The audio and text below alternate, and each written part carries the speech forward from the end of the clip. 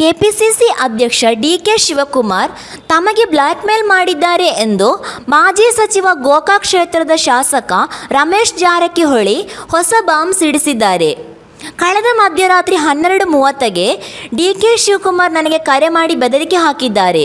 ನನಗೆ ಕರೆ ಮಾಡಿ ಬೆಳಗಾವಿ ಗ್ರಾಮಾಂತರ ಕ್ಷೇತ್ರದಲ್ಲಿ ಬಿಜೆಪಿ ಅಭ್ಯರ್ಥಿಗೆ ಬೆಂಬಲ ನೀಡದಂತೆ, ಲಕ್ಷ್ಮೀ ಹೆಬ್ಬಾಳ್ಕರ್ ವಿರುದ್ಧ ಚುನಾವಣೆಯಲ್ಲಿ ಕೆಲಸ ಮಾಡದಂತೆ ತಾಕೀತು ಮಾಡಿದರು. ಇಲ್ಲದಿದ್ದರೆ ಪರಿಣಾಮ ಎದುರಿಸಬೇಕಾಗುತ್ತದೆ ಎಂದು ತಮಗೆ ಡಿಕೆಶಿ ಬೆದರಿಕೆ ಹಾಕಿದ್ದಾರೆ ಎಂದು ಇಂದು ಮಾಧ್ಯಮ ಪ್ರತಿನಿಧಿಗಳ ಮುಂದೆ ರಮೇಶ್ ಜಾರಕಿಹೊಳಿ ತಿಳಿಸಿದ್ದಾರೆ.